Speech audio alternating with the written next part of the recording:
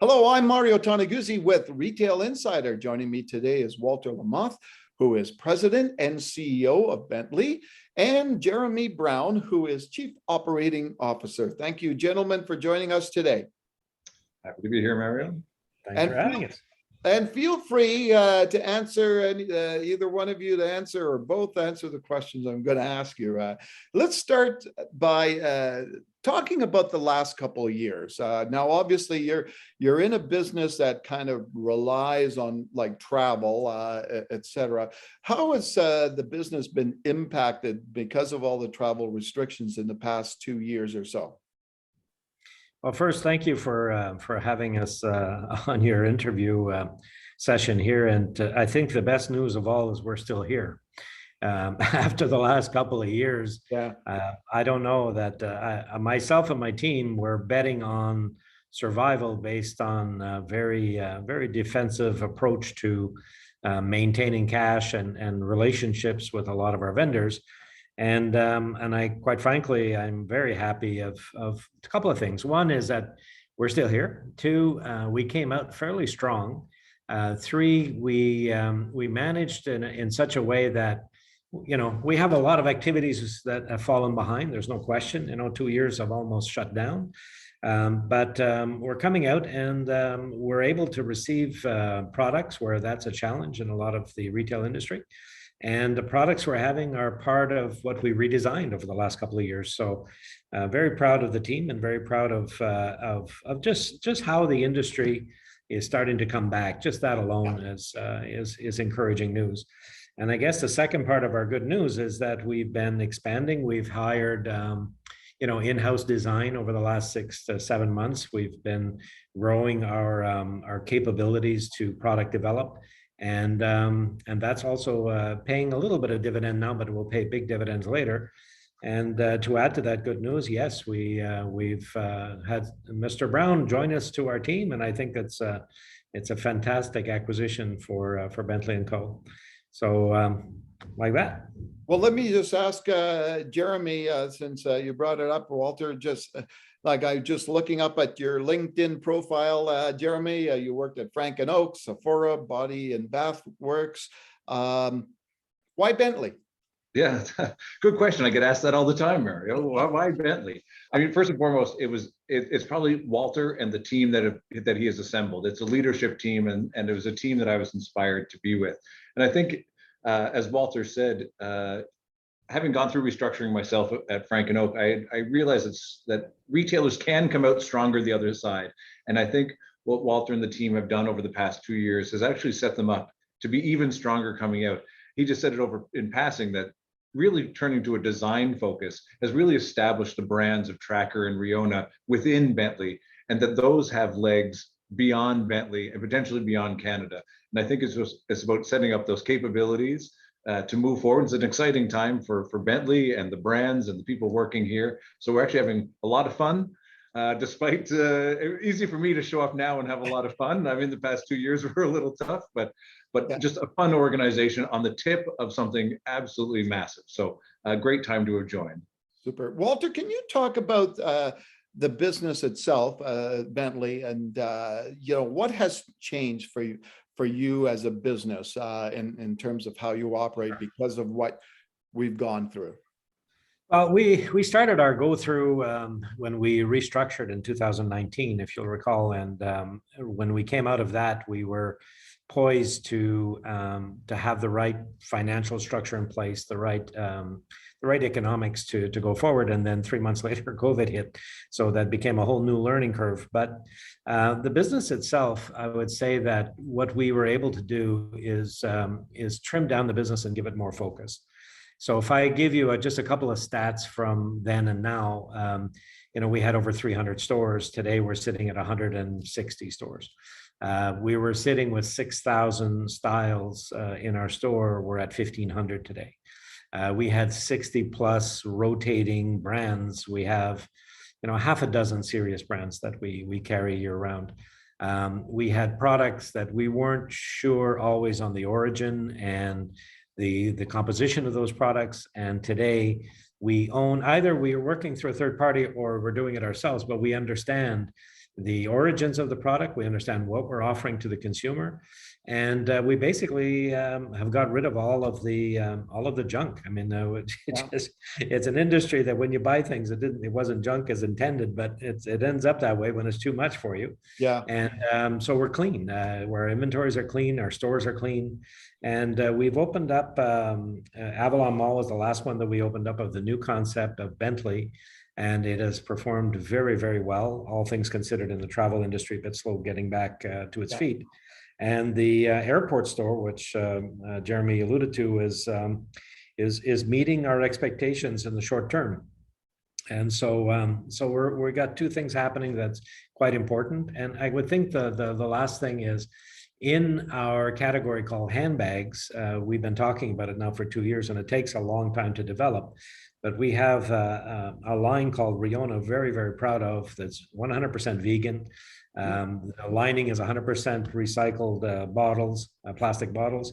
And more important than all of that, it looks great and it's value for money. And so consumers who normally would walk by our door are kind of taking a step back, taking a look in and saying, what store is this anyway? And then coming in and actually experiencing our handbag collection for the first time sometimes. All right, super. Jeremy, when you look at the past 2 years, for a major retailer, just in general, what do you think the key lessons the industry has learned through this, I guess, tumultuous time? Well, I mean, so much. I mean, we've learned internally just a different way of working, everyone working from home. Yeah. The process, so many of us went through restructurings, so we've had to rethink our relationships with landlords. We've had to rethink about supply chains. I mean, those are still broken and seem to be getting worse in some ways. I think there's a lot to be learned there. I think some of the things Walter mentioned as well is about, we think of that restructuring, we think about rationalizing your store count, but a big part of this was rationalizing your SKU count and your brands and like really getting focused specifically on your customer. In this case, it was bringing design back in and not just being a sort of a bazaar of many brands. And so I think there's something about really honing in on your customer and your segment, getting it right at the right place at the right time. I mean, those were fundamentals all the time, but I think COVID really threw us a curveball and said, hey, if you weren't prepared to adapt in all of those functions, then you might not survive. Yeah. Any thoughts, Walter, on that? He's absolutely right. And I think, we can look back through the past 2 years and the answer of the day and how many of those we threw out because they ended up not being the answer of the day. Yeah. Don't get committed to a position that you're not willing to change if the evidence proves otherwise. And we came in with, everybody's working from home, so home office has got to be where it's at. And the truth is, people did not buy into that, not from us anyway. They did from the big stores. So it's about, experimentation, I think is clear, but don't get so bought into a position just because you thought of it. If it's not right, the customer will tell you, and then move and turn, go another direction. All right, super. So Jeremy, what excites you about the company in the future? Yeah, I think a lot of people look at Bentley, and I was probably one of them from the outside, and thought, well, Bentley, it feels a little tired, it feels a little old. And then I rethought it. It was Walter that brought me into stores for the first time, but recently, and it was like, I'm like, wow, you've really rethought this and rationalized the brands that are in here. The real excitement is actually probably not with Bentley as a whole, but the house of brands that has been built. So things like Tracker, like Bentley, or not Bentley, like Riona, that can be bigger than Bentley. They can be bigger than Canada for that matter. And so it's about figuring out where do we unlock value and how do we figure out the reception of those brands elsewhere in the world, in the US being an obvious close market, but then even into Asia or into Europe and figuring out there is a lot of legs here of where we can go with the brands that have been developed over the past 2 years. Mm-hmm. And Walter, what about you? What excites you about the company in the future? I'll just reiterate the fact that we can take Bentley to the best that it can be within the boxes that we have is good. But the fact that we can, we're landlocked with Bentley. Bentley is copyright for Canada only. But the fact that we have Tracker, which is the #1 selling luggage and backpack brand in Canada, in pure units for a long time, not just since yesterday. And we're going to unlock some of that equity to go beyond our borders And the lab that we built in the Trudeau Airport was really way before. I mean, there was 97% down in traffic in the airport when we opened it. But we knew that we had to have a live lab. We have to have the customers responding to us and saying, yeah, that's good, that isn't. And we're still a work in progress, but with the product development that's happening, we see expansion of this program of Tracker is got every denomination possible with it. So it can be very small. It can be 400 square feet at an airport. It can be 700 square feet in a mall. And it has the ability to be a brand, a tracker in the box. It doesn't matter what marketplace we see it going into. And it is missing, I think, in the world as like a conceptual, accessible travel concept. Okay. So I wanted to look at the brick and mortar part of things, and you mentioned your store presence in Canada. From the traditional store, do you see any further growth there, or is all the growth going to come in the new store concept? I think there's a couple of things. First of all, there's not many malls that I want to be in that I'm not already in. And we're experimenting with some pop-ups in the future in some of those, but there's just a handful. I think the growth within the Bentley is organic. I think there's a lot better performance we can do in our better stores with the approach we have. But the growth beyond that is wherever Tracker will take us. And I think the world is our oyster, as they say. I think there's no limit to what a good branded concept that's accessible. Lots of brands, like you got the Tumis of the world and the higher end, and they're well covered. But our category, not much there that's not fragmented.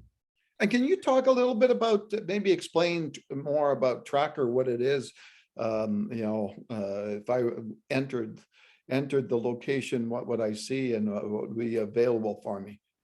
Yeah, so Bentley itself has got a mission statement that says for life on the go. So everywhere you're taking short trips, long trips, we have you covered from anything you want to haul. So we cover it from a look point of view, from a functionality point of view, and quality point of view. Tracker, what it is just basically a little bit more narrow. It doesn't go into the handbags. It doesn't get into multi-brand, but it's just basically saying the best accessible brand for your travel requirements is Tracker. So we're talking luggage, we're talking secure travel bags, we're talking even back to school to an extent, depending on the market we'd be in, and business, of course. And anything you want to carry in a bag that you do every day, you probably have a pack sack that you throw on when you go to the mall. Anything to do with that, that's what Tracker is there for. Okay, super. Jeremy, any parting thoughts? Yeah, I think it's an exciting time. I think when we look at Bentley, and I've been questioned, like you asked Mario, like why Bentley? But I think if we look at beyond even the brick and mortar side, the investments that we're making in on the e-commerce platform, we're migrating over to Shopify Plus imminently. The supply chain, I mean, not just broken globally, but rethinking sort of never out of stock programs and how we can touch product less and move product less. I think all these things end up making Bentley, which is already today, through the restructuring, through COVID, has come out like, okay, only poises it for greater things and to be able to take those brands beyond the borders of Canada. Okay, the last word to Walter. Parting thoughts on. You know what? I think that retail is reinventing itself. I think the demise of retail was fairly exaggerated. I think that there is going to be, the different categories of malls and all of that for sure. And there are tertiary markets that I don't see a lot of specialty retail. But that being said, the world is reinventing itself. We are very resilient as retailers, and we find new ways if we're open to the possibilities of doing things differently. And so we're nothing but excited about where the future is. And the truth is, I was excited all through this process, and that's why we had so many suppliers and landlords being on our side to help us get through it, because they believed that there was this concept possible afterwards, and here we are. And now, we're starting to see some normality in how travel is coming back, although it has lots of hiccups. We're gonna make it work. All right, super. Thanks, gents, for joining us today. So Sorry about I'm that. glad that was you. Thought I turned my phone off. Anyways, thanks very much for joining us today. Pleasure. Thank you, Mario. All Next right, time. super. Bye-bye. That was Walter Lamothe, who is the president and CEO of Bentley, and Jeremy Brown, the company's chief operating officer. I'm Mario Toneguzzi with Retail Insider. Thanks for joining us today.